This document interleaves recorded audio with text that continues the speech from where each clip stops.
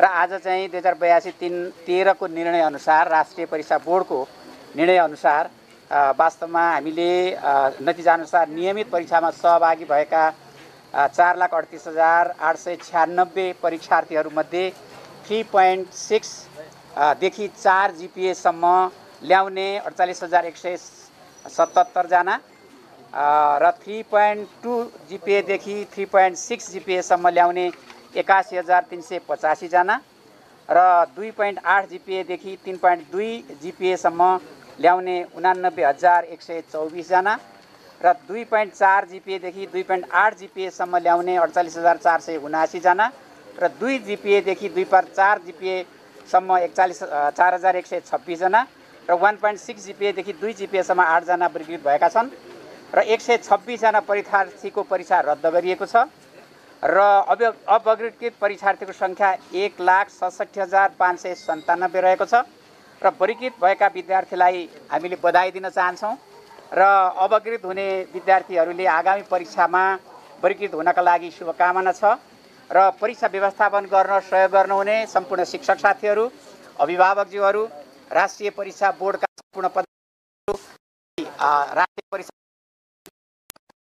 प्रदेश परीक्षा व्यवस्थापन समिति, शिक्षा विज्ञान तथा प्रविधि मन्त्रालय, गृह मन्त्रालय,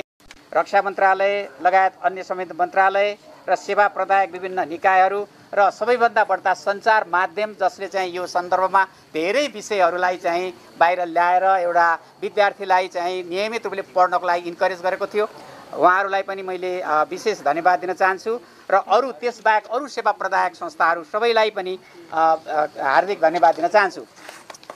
र यसमा अब मैले चाहिँ हेर्दा यो प्रतिशतको हिसाबले साथीहरूले यो GPA त भन्नु होला हैन र GPA को कुरा गर्दाखेरि अब विशेष गरी हामीले चाहिँ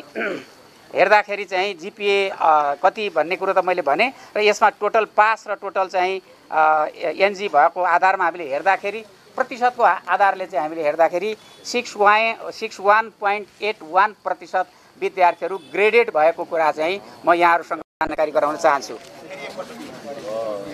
यो सबै हिसाब गर्दाखेरि हामीले नन ग्रेडेड र ग्रेडेड परीक्षार्थीहरू नियमित तर्फको हिसाबमा टोटल प्रतिशत चाहिँ 61.81% चाहिँ विद्यार्थीहरू ग्रेडेड भएको कुरा पनि म यहाँनिर जानकारी गराउन चाहन्छु। अब दोस्रो कुरा म यहाँहरूसँग राख्न चाहन्छु कि दोस्रो कुरा के छ भन्दाखेरि प्रदेशगत हिसाबले हजुरहरूलाई हामीले प्रदेशगत हिसाबले पनि हामीले चाहिँ नतिजा याद दिँदैछौँ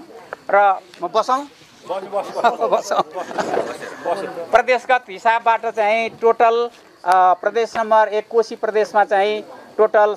47,835 हैन। त्यसपछि चाहिँ त्यसमा दोस्रो प्रदेश 2 नम्बर प्रदेशमा चाहिँ 2 नम्बर भनेको मध्य प्रदेशमा चाहिँ टोटल 59,749 र त्यसपछि चाहिँ बागमती प्रदेशमा 1,19,517 र त्यस्तै 4 नम्बर गण्डकी प्रदेशमा 47,849 र त्यस्तै 5 भनेको हैन लुम्बिनी प्रदेशमा चाहिँ 57,687 र त्यसपछि कर्णाली प्रदेशमा 46,455 र त्यस्तै सुदूरपश्चिम प्रदेशमा चाहिँ 59,804 विद्यार्थीहरू ग्रेडेड भएका छन्। र त्यसबाहेक चाहिँ अर्को विषय पनि म एउटा राख्न चाहन्छु र विषयगत तर्फ चाहिँ के छ त भन्दाखेरि विशेष गरी हामीले अहिले हेर्दाखेरि इङ्ग्लिसमा A+ ल्याउनेदेखि लिएर जुन हिसाबले के अरे नन ग्रेडेड हुने सबैभन्दा बढ्ता इङ्ग्लिसमा 80,672 विद्यार्थीहरू नन ग्रेडेड भएका छन्। त्यस्तै नेपालीमा चाहिँ वास्तवमा हामीले मुख्य विषय मात्रै म भन्न चाहन्छु। नेपालीको थ्योरीमा 45,146 के अरे 54,735 विद्यार्थी नन ग्रेड भएका छन् र सबैभन्दा धेरै म्याथमेटिक्समा 1,28,215 विद्यार्थीहरू नन ग्रेड भएका छन् र यसपटक पनि म्याथमेटिक्स नै अलिकति विद्यार्थीहरूको लागि केही कमजोर भएको देखिन्छ। र त्यस्तै सोशल स्टडीमा चाहिँ विद्यार्थीहरू सोशल स्टडीमा साइन्स र टेक्नोलोजीमा 79,271 विद्यार्थीहरू नन ग्रेडेड छन् र र त्यस्तै सोसल स्टडीमा 53,186 विद्यार्थीहरू नन ग्रेडेड छन् र त्यसबाहेक अरू विद्यार्थीहरूको सन्दर्भमा हामीले चाहिँ थोरै विद्यार्थी भएको हुनाले म भन्न चाहन्न र अरू विशेष गरी नन ग्रेड 42,150 इकोनोमिक्समा, त्यसपछि 18,222 एडिसनल म्याथमेटिक्समा र यस हिसाबबाट हामीले चाहिँ यो नन ग्रेड भएको चाहिँ हामीले यो रिपोर्ट गरेका छौँ। यो पनि हजुरहरूलाई हामीले उपलब्ध गराउँदैछौँ र यहाँ धेरै साथीहरू हुनुहुन्छ र यस सन्दर्भमा अब अहिले विशेष गरी यस सन्दर्भमा अब यो जुन अहिलेको नतिजाको सन्दर्भ छ, अहिलेको नतिजाको सन्दर्भमा गत वर्षभन्दा केही नतिजा चाहिँ बढेको, अपेक्षाकृत बढेको हामीले देखेका छौँ र यसमा चाहिँ खास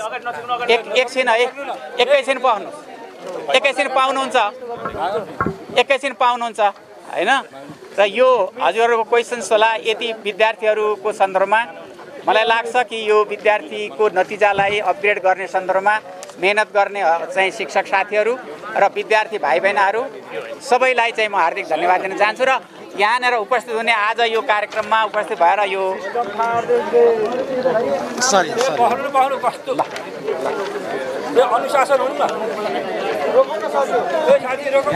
कसले राख्यो यो